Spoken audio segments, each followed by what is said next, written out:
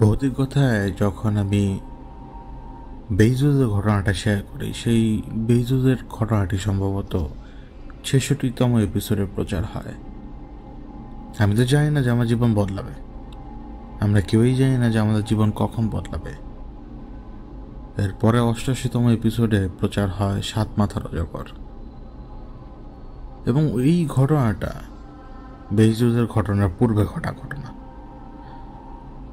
তখন পর্যন্ত আর আমি তো জানতাম না বেইজুজকে, কিন্তু যখন সাত মাথার অজগরের মুখোমুখি হয়েছিলাম বা তার আগ মুহূর্ত সময়তেই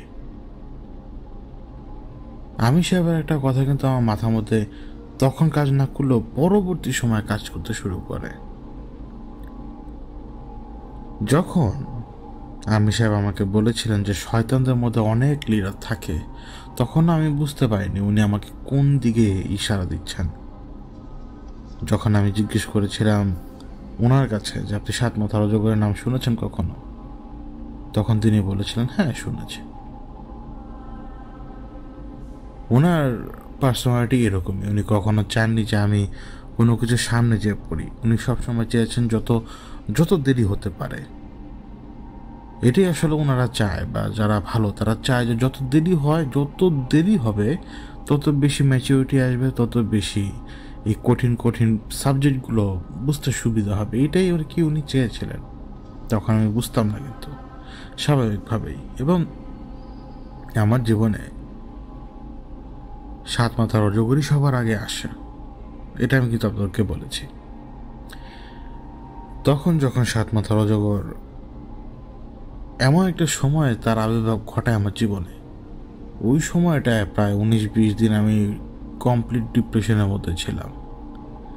একটা কেসের কথা যদি আপনাদের মনে থাকে, রতনের ছেলে সন্তানের কথা আর কি, এবং ৯১ দিনের যে হিসাব নিকাশ ছিল, আমি যে মানুষ পানির মধ্যে লামি না, আমি যে মানুষ পানির মধ্যে থেকে কোনো কিছু করতে পারি না, সেই মানুষ আমি শিকল টেনেছি যতটুকু আর কি। এটা অনেক সময় অন্তর থেকে টান আসে, আবার অনেক সময় অন্তর থেকে টান আসে না। আমি তো সবসময় আমার জীবনের কথাই বলে গিয়েছি, এবং আমি সবসময় একটা সাধারণ মানুষ যেরকম সেরকম।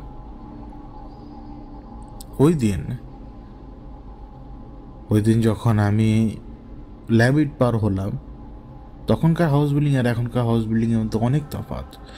আমি আমার বাসা যাওয়ার রাস্তার উল্টা রাস্তায় হাঁটছিলাম ওই সময়, কেন আমি জানি না। রাত তখন ১টার কাছাকাছি বা ১:৩০টাও হতে পারে, আবার এমনও হতে পারে যে ১:৪, মনে নেই আমার সময়টা এখন। এরকমই একটা সময়, ১:৪, ১:৩০ বা ১টা এরকম।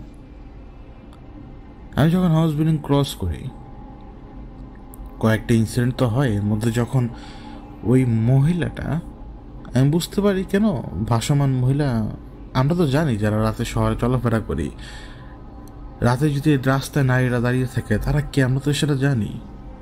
বা রাস্তায় যদি অন্যান্য পুরুষেরা দাঁড়িয়ে থাকে তারা কি করতে পারে সেটাও কিন্তু আমরা জানি, তাই না?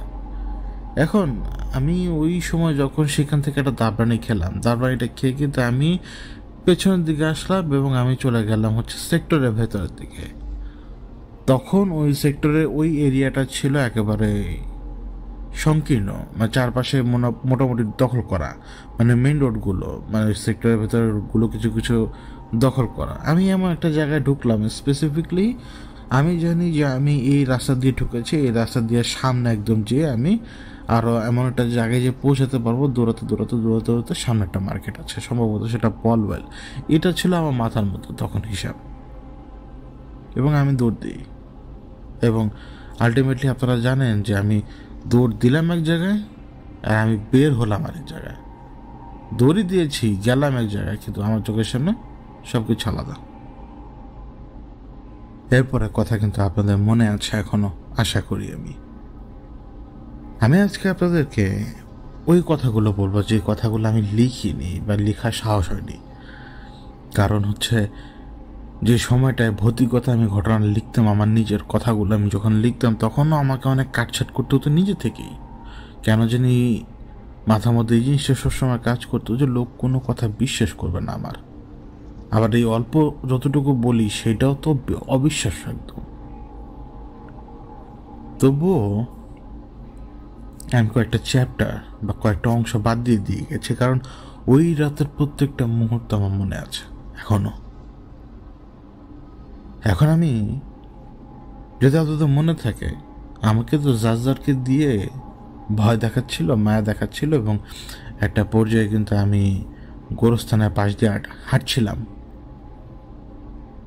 যখন আমি দেখলাম যে গোরস্থানের দেয়ালে সালামটা লিখা, ওই ওই সালামটাই আমি সম্ভবত পড়েছিলাম ওই সময় আমি। কারণ সালাম তো আমরা কী লিখবে সেটা তো আমরা জানি, কী লেখা আছে সেটা কিন্তু আমরা জানি না, অবশ্যই জানি।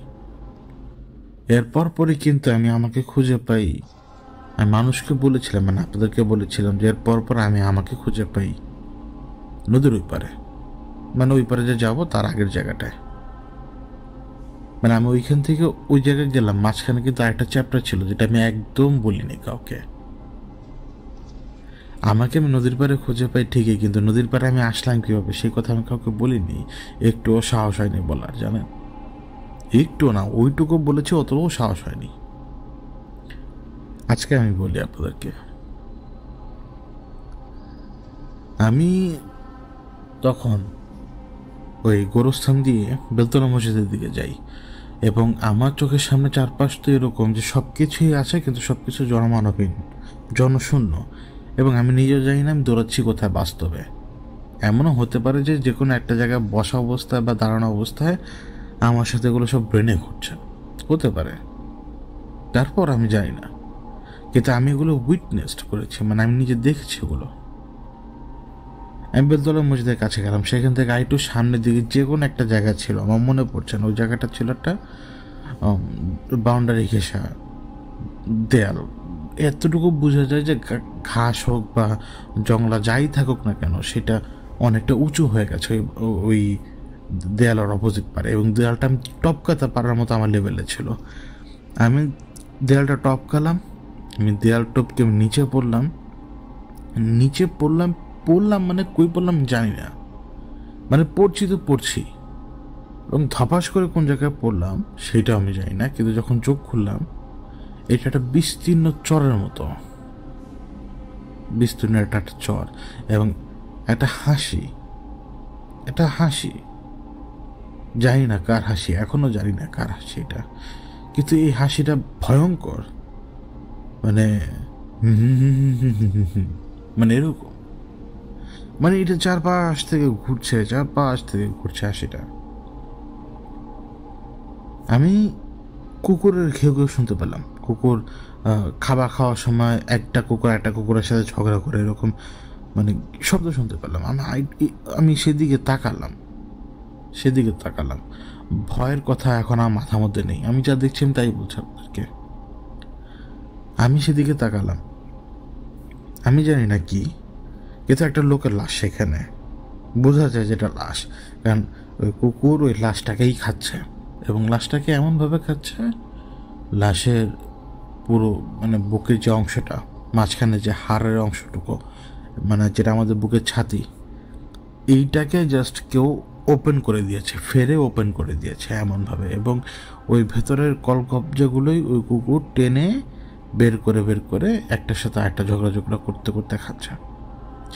এবং আমি এটাও বুঝলাম এই অন্ধকারের মধ্যে এই লাশ এখনকার না, এই লাশ অনেক আগের, 10 দিন 12 দিন 15 দিন হতে পারে, কারণ রক্ত এখন আর লাল নেই, শরীর এখন লাল নেই, শরীর এখন একদম সাদার মতো হয়ে গেছে, ফ্যাকাশে হয়ে গেছে একদম, এবং তার নাকের উপর একটা মোচ ছিল। তার চেহারাটা আমার মনে নেই, কিন্তু তার নাকের উপরে যে মোচের পাশ দিয়ে নিচে যে ঠোঁটটা, মানে মোচের নিচে যে ঠোঁটটা, এই ঠোঁটটা মাঝখান দিয়ে ফাড়া ছিল একদম। আমি এটা দেখলাম, আমি কুকুরদের সামনে দাঁড়ানো, আমি যাই না, কিন্তু কুকুরগুলো আমাকে দেখেনি, ওরা ওদের মতোই করছে, ওদের মতোই চালিয়ে যাচ্ছে সব কিছু। আচমকা আমি পেছনের দিকে একটা শব্দ শুনতে পাই, একটা মহিলা। আমি ঘুরে তাকানোর পরে দেখি যে ছোট, মানে মানে আকারে ছোট কিন্তু বয়োবৃদ্ধ একজন মহিলা, আমাদের দাদিদের মতো বয়স, বয়োবৃদ্ধ দাদিদের মতো বয়স।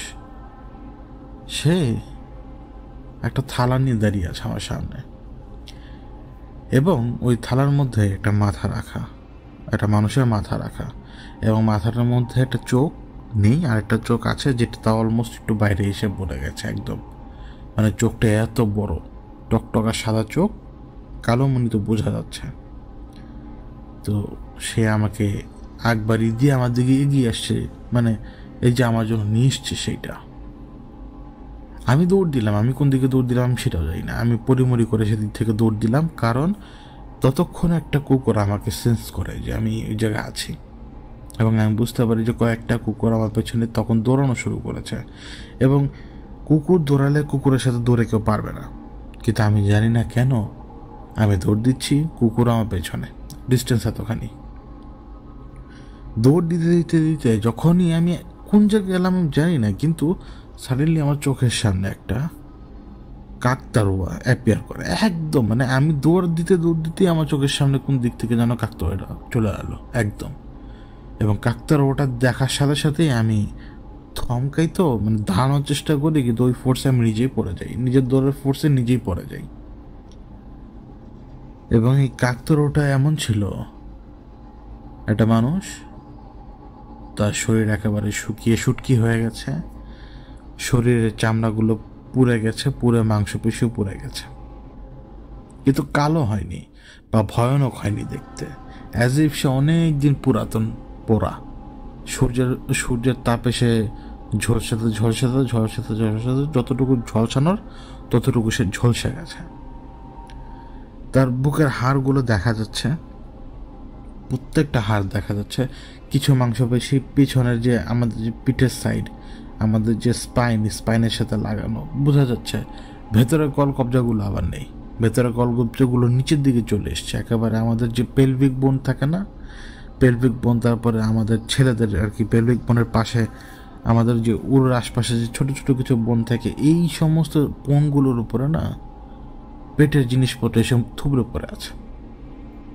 তারপরে অদৃশ্য কোনো কিছু কারণে পুরোটা বের হচ্ছে না, এবং কাকতাড়ুয়াটা এমনভাবে ঝোলানো যেন এই মানুষটারই, মানে আমাদের যে দিক দিয়ে ময়লা বের হয় এমন অবস্থা যে এই মানুষটার ভেতরে আমাদের যে দিক দিয়ে ময়লাটা বের হয় এদিক দিয়ে ঢুকিয়ে দিয়েছে সে কাঠিটাকেও বা ওই লাঠিটা, এবং সেটা এফোর ওফোর হয়ে ব্রেন মানে খুলি দিয়ে বের হয়ে গেছে।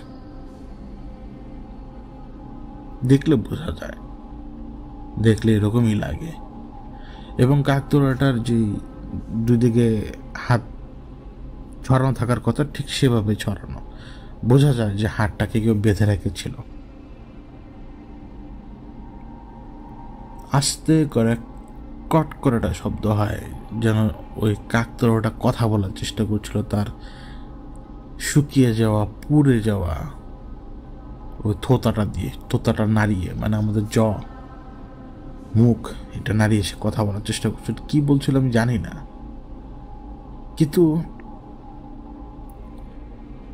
আমাকে ভয় দেখানোর জন্য মানে কি যে করছিল জিনিসটা আমি বুঝতে পারছিলাম না। মানে সে মুখ দিয়ে কথা বলার চেষ্টা করছে না, আমাকে মানে অদৃশ্যভাবে আমাকে গেলার চেষ্টা করছে, আমার কি আমি বুঝতে পারছিলাম না। এবং আচমকাই ওই যে মাথার খুলি ভেদ করে যে এই লাঠিটা বের হয়ে গেছে,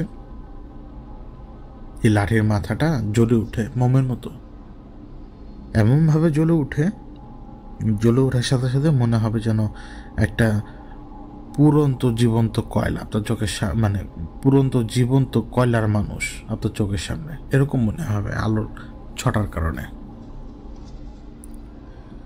এবং আমাকে পেছনের দিক থেকে কে যেন জড়িয়ে ধরলো, মানে ওই সময় কে যেন জড়িয়ে ধরলো, এবং আমার মনে আছে এটা একটা মেয়ের মতো, এটা একটা প্রেতাত্মার মতো, মানে ভয়ঙ্কর দেখতে প্রেতাত্মা হয় না, এরকম একটা ভয়ঙ্কর দেখতে প্রেতাত্মার মতো আমার পেছন দিক থেকে আমার কাঁধের উপর চলে বসে আর কি। এবং তার মাথাটা, মানে সে তো আমার ডান দিক থেকে আমার ডান কাঁধের সাইড দিয়ে তার মাথাটা চলে আসে, এবং তার মাথাটা সে একেবারে আমার চোখের সামনেই, মানে এতটুকু কাত করে ফেলে যে আমি তার চেহারার এক পাশে দেখতে পাচ্ছিলাম, এবং দেখতে খুব ভয়ঙ্কর। মহিলা মানুষ কিন্তু প্রচণ্ড ভয়ঙ্কর। আমি আমরা এরকম হলে ঝাড়া দিবে ওরা স্বাভাবিকভাবে, যদি আপনার কাঁধে কোনো কিছু উঠে পড়ে তো ঝাড়া দিবেন। আমি ঝাড়া দিয়ে নামার চেষ্টা করলাম, ওই ধস্তাধস্তিতে এমন এক আঁচড় লাগে আমার শরীরে যে আঁচড়ে আমি লাফিয়ে উঠি, কিন্তু আঁচড়টা মানে আঁচড়ের মতো লাগে না, মনে হলো যেন একটা গরম ভাব ওই আঁচড়ের মধ্যে ছিল। আমি আরও দৌড়াচ্ছি, সেখান থেকে যখন কত দূর গেলাম আমি যাই না, আচমকাই আমি দৌড় দিলাম, জাস্ট মনে হলো যে মাটি স্লাইড করে সরে গেছে, তুম করে যেয়ে পড়লাম কবরের মধ্যে, একেবারে ডিরেক্ট কবরের মধ্যে যেয়ে পড়েছি আমি। এবং ওই লাশটা একটা মেয়ে মানুষের লাশ, বয়স হবে কত 50-এর মতো, কিন্তু মেয়ে মানুষ কেন বলছি, আমাদের কোরিয়ানরা যেরকম হয় না, বা আমাদের দেশে যারা আদিবাসী আছেন তাদের যেরকম একটু দেখতে, মানে ওইরকম ডিএনএ তাদের, এরকম চেহারাটা, এরকম চেহারার মধ্যে পুরো বা মানে ওরকম বয়স্কের ছাপ পড়েনি, লাশ পচেও নেই, কোনো কিছু হয়নি, কিন্তু এটা লাশ। আমি এমন একটা কবরের মধ্যে পড়লাম যে কবরের আমার পায়ের নিচে আমি ইভেন আমার হাতও আমি মাটির উপরে রাখতে পারছি না, মানে জাস্ট ওটা মানে মানে আমার পুরো শরীরটাই, মানে আমি যদি দাঁড়াইও সেটা লাশের উপরে, আমি যদি হাতও রাখি লাশের উপরে। দেয়ালে তার হাত রাখতে পারছি না, দেয়ালে তো মনে পড়ছে না যে দেয়ালে হাত রাখা যাবে, মাথা তাতে কিছু কাজ করে না। আমি বসে থাকলেও আমি বসে আছি লাশের উপরে, ভেবে দেখেন। এবং আমি ওইখান থেকে বের হয়ে সামনের দিকে দেখতে পেলাম কি, আরেকটু দূরে কেমন একটু চেনা চেনা লাগে, একদম চেনা চেনা লাগে। মানে আমি এখানে আগে এসেছিলাম, তখন আমার মনে পড়লো যে আরে হ্যাঁ, ওই দূরে আমি যে আরেকটা চর দেখতে পাচ্ছি, ওইটাই তো এক্স্যাক্ট ওই জায়গাটা, যে জায়গাটা দিয়ে আমি প্রথমে নিচু জমিতে নামবো, পরে উঁচু জমিতে উঠবো, ওই যে ওই পারে যাওয়ার রাস্তা। এটা দেখার পরে তো অন্তরের মধ্যে একটু শান্তি জাগলো। আমি দিলাম আবার দৌড়। বললাম না যে আমি দূরে চরটা দেখেছি, এই চরটা ডিভাইড করে তো একটা রোড, তাই না, চরের মধ্যে রোড থাকে না। আমি ওই রোডে শুধুমাত্র উঠলাম, মানে রোডটা আমার কোমর থেকে একটু উঁচু অবস্থায় ছিল, যে জায়গা থেকে আমি দৌড়াচ্ছিলাম। আমার পেছনে শুধুমাত্র আমি জানি যে এখন আমাকে প্রেতাত্মারা দৌড়ানো দিচ্ছে। ভয়, এবং মানে ভয় যখন আমরা পাই, আমাদের দৃষ্টিশক্তি মানে একটা, মানে এমন একটা জায়গার মধ্যে এসে আটকে যায় যে আমরা চারপাশে কী হয় দেখতে পাই না। চোখ সোজা অবস্থায় যা দেখে তাই দেখে, ডানে বামে, সোজা বামে, কানে কোনো কিছু দেখে না, চোখ একটা স্থির অবস্থায় যা দেখে এতটুকুই। আমি ওই জায়গা দিয়ে যখন উঠতে যাব, আমার পা ধরে কে যেন নিচের দিকে টান দেয়, এবং আমি নিচে পড়ে যাই। নিচে পড়ে যাওয়ার পরই দেখি যে একটা মেয়ে, একটা 6-7 বছরের মেয়ে, এবং তার চেহারাটা মানে কোনো অদ্ভুত কারণে ফুলে গেছে, এবং তার মুখ দিয়ে রক্তের মতো কি যেন বের হয়ে আসছে, এবং তার চোখ দুটা বড় বড়, সে আমাকে দেখছে, মানে জাস্ট আমাকে দেখছে, মানে মানে দেখছে, আরে এই সে, মানে এরকম একটা ভাবভঙ্গি। আমি লাথি মারার চেষ্টা করলাম আতঙ্কে, মুখ দিয়ে শব্দ বের হচ্ছে না, মুখ দিয়ে শব্দ বের হওয়া বন্ধ হয়ে গিয়েছে আমার ততক্ষণে। আমি ওই হিচড়ে মিচড়ে যে কোনোভাবে হোক আমি ওই রাস্তার উপরে উঠলাম, যে রাস্তাটা চলে যায়, এবং রাস্তায় ওঠার সাথে সাথেই ট্রেনের একটা বিকট হুইসেল, ট্রেন আমার চোখের সামনে, ট্রেনের প্রচণ্ড আলো, আর আমি ট্রেনের নিচে দুমড়ানো মুচড়ানো। আমার স্পষ্ট মনে আছে আমি এইভাবে ট্রেনের নিচে, আমার হাত ছিঁড়ে গেছে, আমার পা ছিঁড়ে গেছে, আমি ছিঁড়ে গেছি, টুকরো টুকরো হয়ে যাচ্ছি নিজে নিজে। এবং এই যে ভয়ঙ্কর মানে এক মানে জিনিস, মানে বোঝানো যাবে না কাউকে, এবং মানে এরকম মনে হচ্ছে যে আমি ছিঁড়ে টুকরো টুকরো হয়ে যাচ্ছি ট্রেনের নিচে। ট্রেনের নিচে আমি কি হয় মানুষের। এবং আমার এটা মনে আছে যে আমার মাথাটা কয়েকবার ঘুরলো, মানে আমার মনে আছে আমি তো মনে হচ্ছে যে আমার হাত পা ছিঁড়ে চলে গেছে আলাদা হয়ে, কিন্তু আমি ট্রেনের নিচেই রোলিংয়ের মতো ট্রেন চলে গেল। চারপাশে তাকিয়ে দেখলাম যে না, আমার হাত পা কাটে নেই, আমার হাত পা প্রচণ্ড ব্যথা করছে, মানে কেমন যেন।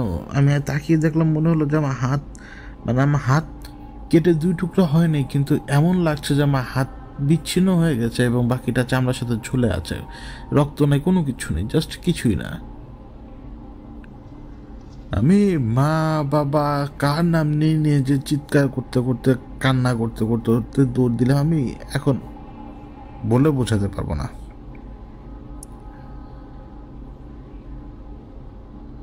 হঠাৎ আমার একদম সামনে কয়েকটা ছোট ছোট ছেলে মেয়ে চলে আসে একদম, এবং প্রত্যেকটা ছেলে মেয়ে যেন মনে হবে আপনার দেখলে এরা সবাই পানিতে ডুবেছিল। পানিতে ডুবে থাকার কারণে চেহারা একেবারে সেরকম হয়ে গেছে, ফুলে গেছে, এবং চেহারার মধ্যে সেরকম একটা ভাব চলে এসছে পানিতে থাকার কারণে। এবং আমি মাফ চাচ্ছি না কি আমি জানি না, আমি শুধু এটুকু বোঝাতে পারবো আপনাদেরকে যে আমি শুধু মুক্তি চাচ্ছিলাম তখন। ওই সবগুলো বাচ্চা দৌড়ে এসে আমার পা ধরে ফেলে এবং কয়েকটা আমার পায়ে কামড় বসিয়ে দেয় একেবারে। এই বাচ্চাগুলোকে ঝাড়া মারে, মানে দুই পা দিয়ে ধাক্কা দিয়ে এদিক ওদিক সরিয়ে দিয়ে, মানে বিতিকিচ্ছির অবস্থা। হাত দিয়ে চেষ্টা করছি সরাতে, মানে নিজেকে বাঁচাতে একটা মনে যতখানি আপ্রাণ চেষ্টা করতে পারে আমি সব করলাম। সব করতে করতে করতে করতে আমি দৌড় দিই, এবং দৌড় দিয়ে আমি উঁচু জায়গা উঠে একেবারে জায়গা মতো চলে যাই যে জাস্ট আমাকে কেউ পার করো, কারণ আমি জানি যে এই পাশে আসার পরে এখন আমি মাঝিকে তো অন্তত দেখতে পাবো। কিন্তু আমার মাথার মধ্যে এটাও আবার ছিল না যে আগে থেকেই কিন্তু আমাকে খ্যাপ ছাড়তে হবে। খ্যাপ মিনস ওই যে মেসেজ দেওয়া যে ওই পারে যাবো আমরা, আমাকে নিতে আসতে হবে রাতে, এটা আমার মাথায় ছিল না তখন। এবং এক্স্যাক্ট ওই জায়গায় পৌঁছানোর পরে সেখান থেকে কিন্তু আমি আবার আপনাদেরকে বলেছিলাম যে কি হয়েছিল। এবং সে এলো, আমার স্পষ্ট মনে আছে এখনো, সে আমার বুকের উপরে পাড়া দিয়েছিল, বুকের উপরে পাড়া দিয়েছিল, বুক ভেঙে আমার যেই ভয়ঙ্কর যন্ত্রণা সেটা পর্যন্ত দিয়েছিল। কিন্তু আবার দেখছি যে আমার বুক পুরোপুরি ঠিক। কিন্তু এটা সত্যি যে সে আমার চোখ উঠানোর চেষ্টা করেছিল, এটা সত্যি। যখন আমি বলেছিলাম, ও তো চাচ্ছিল, ও বলছিল আমাকে জাস্ট বো ডাউন কর, আমার সামনে নিজেকে স্যারেন্ডার কর, আর আমাকে তোর প্রভুমান, যা আমি তোকে ছেড়ে দেব। তো আমি তখন প্রভু মানার মতো, আসলে দেখুন এখন এইখানে যেই অবস্থায় আমি বসে কথা বলছি সেই সময় আর এই সময়ের মধ্যে অনেক তফাৎ।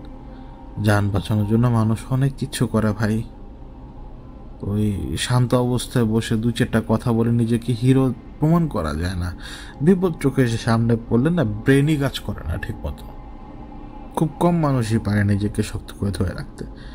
তো আমি এটাও চেষ্টা করছিলাম যে হ্যাঁ বলে আমি মাফ চেয়ে নিই, কী হয় না হয়, আগে জানতো বাচক না, আমি তার বিশ্বাস করি না এগুলোতে। আমার মালিক তো আল্লাহ, কিন্তু এখন ওকে বোঝায় যদি বাঁচতে পারি তো সেই হিসাবে আমার আলাদা। কিন্তু আমি সেই কথার উত্তরটা দিই অন্যভাবে।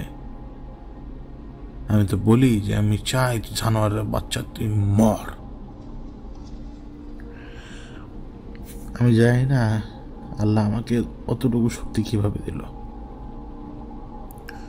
ও আমাকে মেরেছে এবং ও আমার চোখটা তুলে ফেলার চেষ্টা করেছে। ওই যে বললাম না যে আমি যখন বলেছিলাম যে আমি চাই জানোয়ারের বাচ্চা তুই মর, তখন আমার চোখের একটা অ্যাটিটিউড ছিল।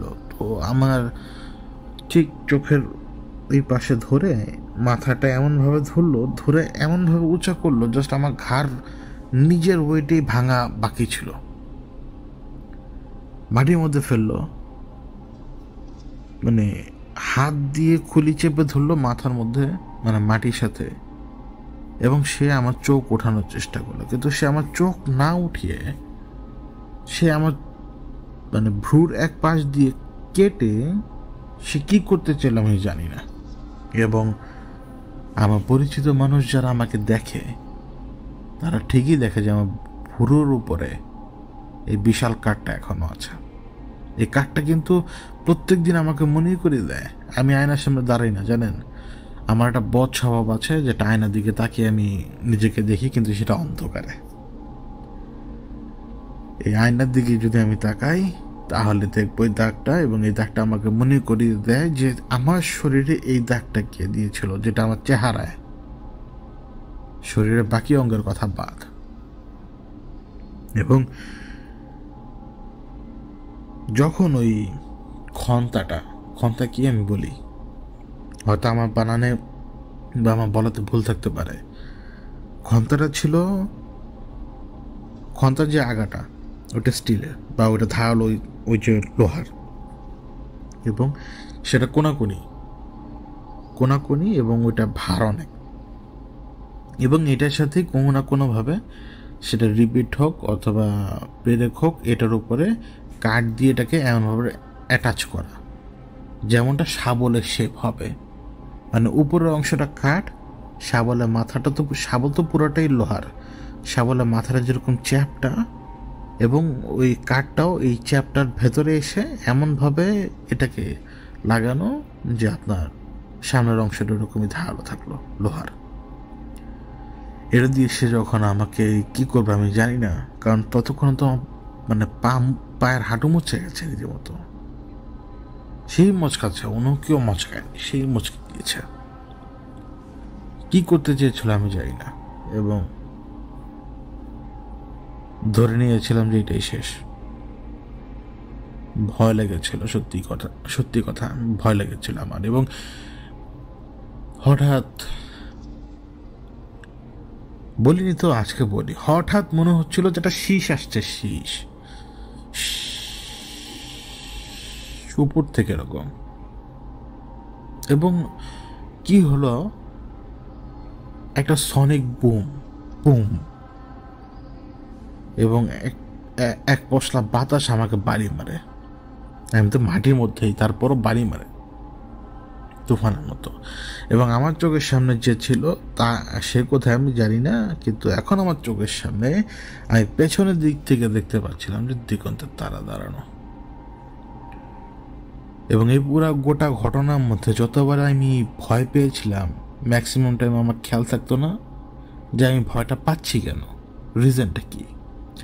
কিন্তু এই কিছুক্ষণ আগে আমি ভয় পাচ্ছিলাম কিন্তু মৃত্যুর। এবং যখনই আমি দেখলাম যে দিগন্ত তারা এসে ওকে একটা ধাক্কা দিয়েছে, আমি কিন্তু তখনও জানি না ধাক্কা দিয়েছে কিনা, আমি তো দেখছি দিগন্ত তারা সামনে, তখন একটা হোপ, একটা আশা জাগে যে না আমি হয়তো বাঁচতে পারবো এবার। তো দিগন্ত তারা তো আমার কাছে আসলো, ও তো দেখলো যে আমার ছিঁড়া ফাটা অবস্থা, আমার শরীরে ঠোঁট 2 টুকরা হয়ে গেছে এক কোনা দিয়ে, জানেন, সেদিক দিয়ে রক্ত বেয়ে পড়ছিল। ঠোঁট তো আপনার হিল হয়। আমি তো বললাম যে আমার চেহারা কেউ দেখলে সহজে বুঝতে পারবে যে দাগটা খেয়ে দিয়েছে। শরীর তা কাউকে দেখানো যায় না, দেখানো যায় তো। সে আমাকে, আমার এই কাটা জায়গাটা ধরেছিল আমার মনে আছে, এবং আমি বুঝতে পারছিলাম যে তার এটা বয়লিং পয়েন্ট। দেখুন তো, তার এখন এটা বয়লিং পয়েন্ট। তখন কিন্তু আমাদের মধ্যে এত অ্যাটাচমেন্ট ছিল না। আমার মাথার মধ্যে তো সে ঘুরে ফিরে একই জিনিস, মাফলার আঙ্কেল, আমি তো ভুলি নাই। এবং অন্যান্য সিচুয়েশনগুলো তো আপনাদের মনেও আছে। তা আমার কাছে তো, আমি তো তার তখন পর্যন্ত এই হাই কমান্ড অমুক রাস্তা সেগুলো কিচ্ছু জানি না ভাই, কিচ্ছু না। ইঙ্গিতটা আমি সাহেবে দিয়েছিল যে শয়তানদের তো অনেক রকমের লিডার আছে।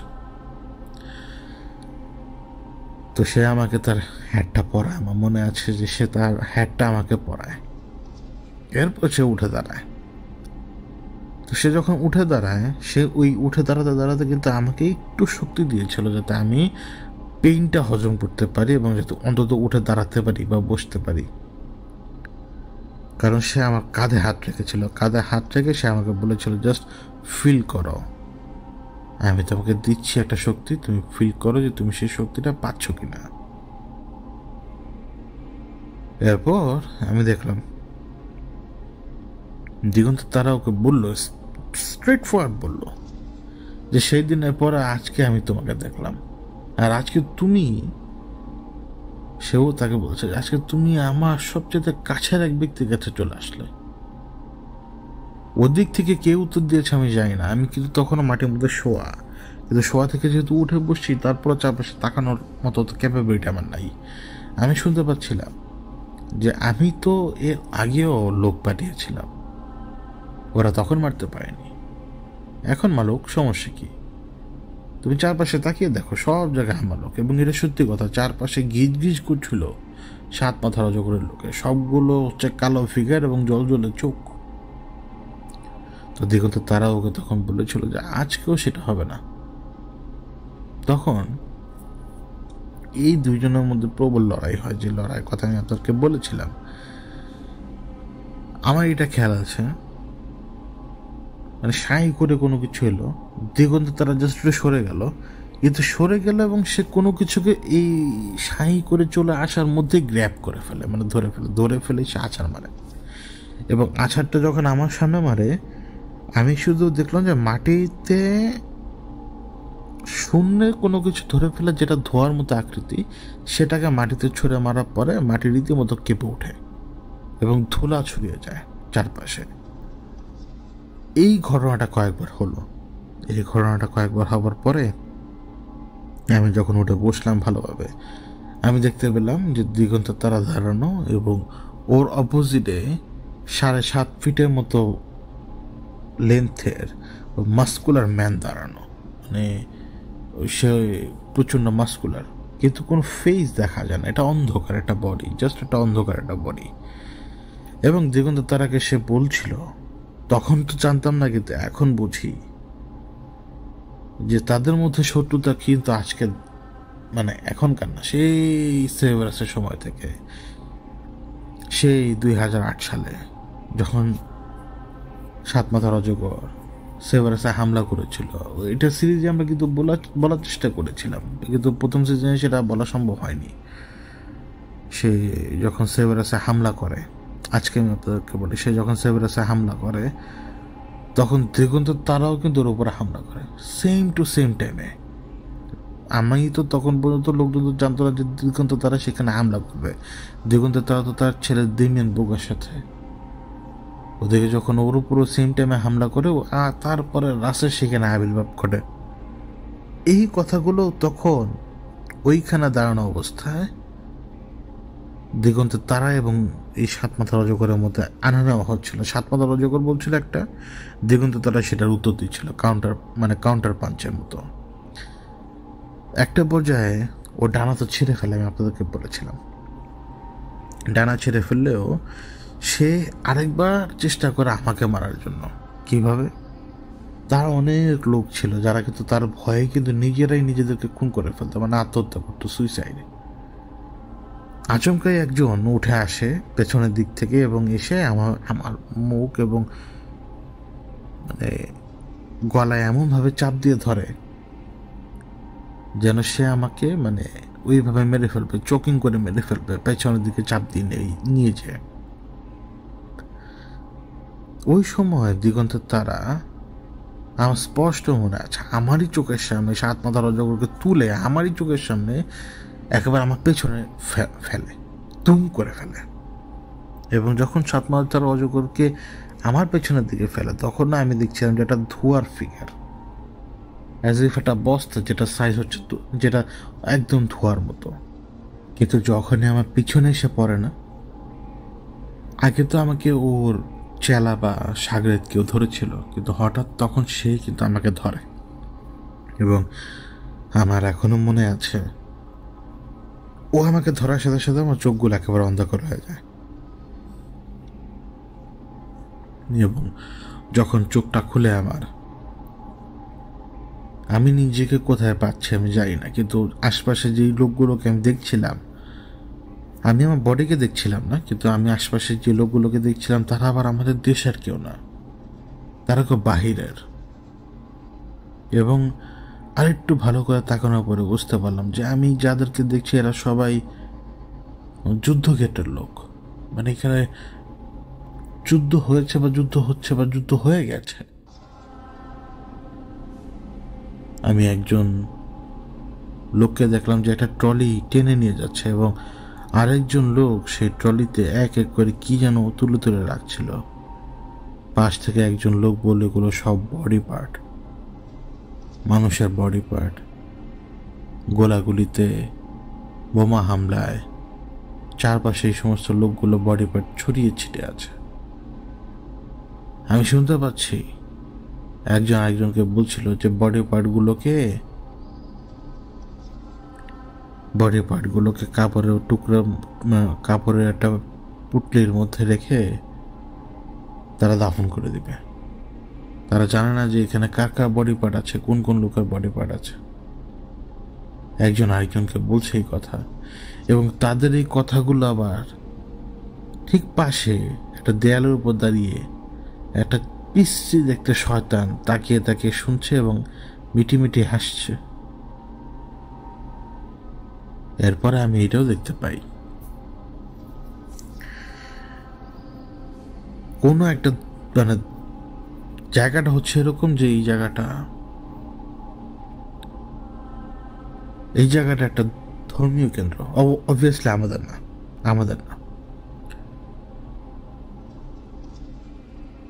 আমি এক্স্যাক্টলি যা দেখেছি তা বলবো, যাতে আপনারা সেম পেইন্টটা টের পান। একটা শব্দ বাদ দিব না। আমি আবারও বলছি যে যা দেখেছি সেটাই আমি বলব। আমি দেখতে পাচ্ছিলাম একটা লোক, আমি তার বেশভূষার কথা বলবো না, তাহলে লোকজন জেনে যাবে যে আমি কোন ধর্মের কথা বলছি বা কোন জায়গার কথা বলছি। একটা শিশু বাচ্চাকে কেউ এনে রেখে দিয়ে গেছে। ও একটা ছেলে, ওর বয়স কত, 5 বছরের নিচে, এবং সে লোক, তার বড় দাড়ি, তার দাড়ি ছোটোখাটো না, একদম বড় দাড়ি, মনে হবে যে অনেক ভারী দাড়ি। সে বাচ্চাটাকে সে কি বুঝালো, বাচ্চাটার সাথে সে কথা বলল।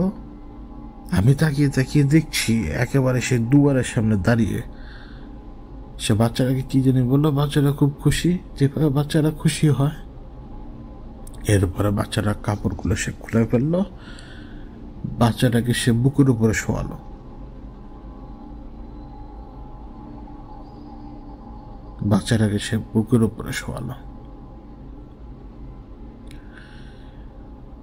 এরপর শুধু চিৎকার। আর আমি ওই চেহারাটা দেখতে পাচ্ছিলাম বাচ্চাটার। ওকে যখন ফ্লোরের মধ্যে চেপে রেখেছিল না, চেপে রেখে যখন এই দুষ্কর্মটা করছিল, ও তো বাঁচার চান্সই ছিল না। আর থাকে, ও তো বাঁচার চান্স ছিল না তখন। ডানে বামে যখন মাথা কাত করছিল না, অতটুকু শরীর কি এত বিশাল শক্তির সাথে পারে? আমার স্টিল মনে আছে যে 2টা হাত দিয়ে ছেলেটার হাত ধরে রেখেছিল, মানে অ্যাজ ইফ ঠিক ওই বাহু, মানে আমাদের যে আর্ম, শোল্ডার। এবং সে যখন এই কাজ করে, ঠিক তার সামনে একজন ব্যক্তি দাঁড়ানো, যে মানুষ না, কিছুটা দূরে একজন ব্যক্তি দাঁড়ানো, যে মানুষ না, সে আমার দিকে তখন তাকিয়ে আছে, অ্যাজ ইফ সে এনজয় করছে এই জিনিসটা, এই সাফারিং, এই পেইন সে এনজয় করছে তখন। ওইটা আর কেউ না, 7 মাথার অজগর সেখানে দাঁড়ানো। মনে আছে 7 বদগুণ তার ভেতরে, 7 বদগুণ সে উস্কে দেয় যখন সে মানুষের কাছে আসে, অথবা তার লোকেরা মানুষের কাছে যখন যায়। এই 7টা বদগুণই জেগে ওঠে তখন। এবং সে তাকিয়ে দেখছে ওই বাচ্চাটা ডানে বামে মাথা ঘুরাচ্ছে আর চিৎকার করতে করতে করতে করতে গলা ফাটিয়ে ফেলেছে। গলা, চিৎকারের শব্দ ধীরে ধীরে ধীরে ধীরে ফেটে যাওয়া বাঁশের মতো হয়ে গেছে। ও কোন সময় যে নিস্তেজ হয়ে গেছে কে জানে। ওই ব্যক্তি উঠে দাঁড়ায়, ব্লাড চারপাশে। সে কেন জানি ব্লাড দেখেও তার মধ্যে কোনো রকমের কিচ্ছু নেই, জাস্ট সে যেন একটা রোবট। মানে সে কি করলো সে নিজেও মনে হয় জানে না, জানেন, আমার মনে হয় না সে নিজেও জানে না সে কি করেছে। কিন্তু এরপরে আমি দেখলাম যে সে একেবারে ব্যস্ত, মানে মানে বাতিগ্রস্ত লোকের মতো, অ্যাজ ইফ সে একটা রোবট। সে ধীরে ধীরে ধীরে ধীরে বেরিয়ে আসছে। সে একেবারে আমার দিকেই আসছে, কিন্তু তার চেহারায় কোনো কিছু নাই। তার চেহারাটা যেন ভাবলেশীন, চোখ যেন একেবারে কোন জায়গায় আছে আল্লাহ জানে। আমাকে ক্রস করে মনে হলো যে আমাকে আমার ভেতর দিয়ে চলে গেছে সে, এবং আমার ভেতর দিয়ে মনে হচ্ছে আমার যে সে আমার ভেতর দিয়ে চলে গেছে। কিন্তু যখন আমি আমার পেছনের দিকে তাকাই আমি দেখতে পাই গাছে গাছে একটা ফাঁস, এবং ওই ফাঁসে ওই ব্যক্তি ঝুলে আছে। তখন তার জিহ্বা বের হয়ে আছে, এবং তার জিহ্বার ভিতরে লেখা যে সে কে। যে শব্দটা আছে সেই শব্দটা মানে আমি বললাম না এখন, কিন্তু একটা শব্দ এবং সেই শব্দের একটা চিহ্ন থাকে, সেই চিহ্নটাই সেই জিহ্বার মধ্যে আঁকা, যখন সে ফাঁসিতে ঝুলেছিল এবং তার জিভ যখন বেরিয়েছিল। আমি হঠাৎ টের পেলাম যে আমার গলায় কে যেন ফাঁস পড়াচ্ছে, এবং গলায় যখন টের পেলাম আমাকে কে যেন ফাঁস পড়াচ্ছে, আমাকে যে টেনে তুলেছে ইমিডিয়েটলি, তখন আমাকে যে টেনে শূন্যে তুলে ফেলেছে, গলা ফাঁস লাগলে যেমন লাগে না, আমি কেন বারবার বলে জানেন যে গলা ফাঁস লাগলে কেমন লাগে, কারণ নিজে তো কয়েকবার ট্রাই করেছি, আর এমনি তো বেশ কয়েকবার আমাকে ঝুলানোর চেষ্টা করেছে। এই হাত দুইটা কাজ করে না, বিশ্বাস করেন, এই হাত দুইটা কাজ করে না, এবং চারপাশটা অন্ধকার হয়ে আসে। দম তো নিতে পারছেন না, কিন্তু চারপাশ না চোখ অন্ধকার হয়ে আসে, এবং চোখে তারা দেখা দেয়, মানে অজস্র রকমের মানে আলোক ছোটা দেখা দেয়। এবং দম যখন নেওয়ার আর্জ উঠে, তখন দম নিতে না পারলে পা চেষ্টা করে ঝাঁকি দিয়ে দাঁড়ানোর এই শূন্যের মধ্যেও, অথচ সে তো মাটি খোঁজার চেষ্টা করছে আমার পা। ওই অবস্থাতেই আমার স্পষ্ট মনে আছে এখনো, আমার ঘুমটা ভাঙে এইভাবেই, যে আমি ফাঁসে ঝুলেছিলাম, এবং এইভাবে আমার ঘুম ভাঙে। দিগন্তের তারা তখন আমার চোখের সামনে। সে আমাকে ধরে জাগানোর চেষ্টা করছিল, কারণ সে জানতো যে আমার উপরে মায়ার প্রভাবটা সে ছেড়ে দিয়ে চলে গেছে যাওয়ার সময়। ওদিকে কি হয়েছিল, যখন সে আবার আমাকে ধরেছিল, এই যে মায়ার প্রভাবটার মধ্যে আমাকে ফেলার, এটা কিন্তু সে মায়া দেখাচ্ছে আমাকে, এমন না যে সেটা বানোয়ার, এটা ঘটেছে, মানে এটা ঘটা জিনিস সে আমাকে দেখাচ্ছে। তখন ওই আমি যা দেখলাম ওই সময়, যখন সে আমাকে স্পর্শ করে মায়ের মধ্যে ফেলে দেয়, ঠিক ওই সময় দিগন্ত তারা ওকে আরেকবার ধরেছিল, এবং আরেকবার ধরতে পারার পরে ও এইবার বোধহয় সম্ভবত অফগার্ড পায় দিগন্ত তারাকে, এবং সে দিগন্ত তারা উপর একটা বড়সড় আঘাত করে। ওই আঘাতের দিগন্ত তারা মাটির মধ্যে প্রায় অনেকখানি গেঁথে যায়, এবং সে উঠে দাঁড়াতে দাঁড়াতে দাঁড়াতে আবারও একটা পাখির রূপ নেয়। অবভিয়াসলি সেই ডানা কাটা অবস্থায় একটা পাখির রূপ নেয়, এবং ঠোকর দেওয়ার চেষ্টা করে। তখন দিগন্তের তারা ওই ঠোকরটাকে ডচ করে, মানে সেই ঠোকরটা লাগতে দেয় না আমার উপরে, এবং ওই মাথা বরাবরই সে আশপাশ থেকে কোনো জায়গা থেকে একটা কাছের ডাল তুলে নেয় এবং একটা বাড়ি মারে। তখনই এইখান থেকে ফাইনালি সাত মাথার অজগর সরে যায়। তো ওই ঘটনায় 88তম এপিসোডে সাত মাথার অজগরের ব্যাপারে যে কথাগুলো বলে, 88 না জানি 82 নম্বর এপিসোড, মনে নেই আমার, 88 হোক বা 82তম এপিসোড হোক, সাত মাথার পর্বে আমি যে কথাটা বলেছিলাম, যে ঘটনা বলেছিলাম, ওই ঘটনা থেকে এই অংশটা বাদ ছিল। এখন আপনারা যা শুনলেন, এবং হয়তো ভাবতে পারেন যে আমি দিগন্তের তারার সাথে ওর যে লড়াই হলো সেটা আমার মনে নাই কেন। রিজন তো ওই একটাই, আমার তো দৃষ্টিভঙ্গি সংকীর্ণ হয়ে একটা জায়গার মধ্যে আটকা। আমি কোন দিকে তাকাচ্ছি আমি নিজেও জানি না, এবং এরপরে সব কিছু যে আমার লাইফে এলোমেলো হলো এটা পরেই জানতে পারলাম। ওই পারে যাওয়া পড়লো, সাত মাথার অজগর মরল, পরবনাদার এলো, পরবনাদারের পেছনে ভাত দেখাতে গেলাম, এটা করলাম ওইটা করলাম, লাইফে বেজোস আসলো ফেরত। মনেও করেছিলাম যে আরে এর তো কোনো কিছু না, হয়তো ওই দিন আমলের কারণে সেইখান থেকে মানে যে বজ্রপাতের কারণে সে সরে গেছে। কিন্তু কে জানে যে সেই হাই কমান্ড, ইস্টার্ন হাই কমান্ডের কমান্ডার, এর আন্ডারে এরা সবাই আমার লাইফটা পুরোপুরি হেল করে দেয়, একেবারে হেল করে দেয়, কিচ্ছু রাখে নেই। আমার শরীরের দাগের অভাব নেই, এই দাগগুলো বিভিন্ন লোক দিয়েছে আমাকে। আমি একবার ইসিজি করতে যাওয়ার পরে যিনি আমার ইসিজি করার সময় যখন আমাকে আমার উপরা কাপড়টা খুলতে হয় যে ছিল, সে কিন্তু দেখে অবাক হয়েছিল। সে বলছিল যে এত দাগ কেন, মানে আমাকে কি কখনো বন্দি করে নির্যাতন করেছিল কিনা, মানে উনি বোঝানোর চেষ্টা করছিল মানে এত দাগ থাকবে কেন শরীরে। আমি তো ওনাকে বলতে পারি না এই দাগগুলো আমাকে কে কে দেয়, কিন্তু আমার চেহারায় যে দাগটা এবং আমার কপালের উপরে যে দাগটা, এই দাগটা মনে করিয়ে দেয় আমাকে যে এই দাগটা কে দিয়েছিল, যার শক্তির সাথে কেউ পারে ভাই আসলে দিগন্ত তারা ছাড়া।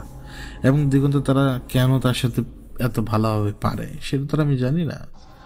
অনেক সময় হয় যে আপনি আপনার ছোটুর উপরে আপার হ্যান্ডে থাকতে পারেন, এরকম কিন্তু হয় অনেক। এই কথাগুলোই আমি সেদিন বলতে পারিনি। এবার আপনি আমাকে বলুন এই কথাগুলো কি বলা যেত ওই সময়?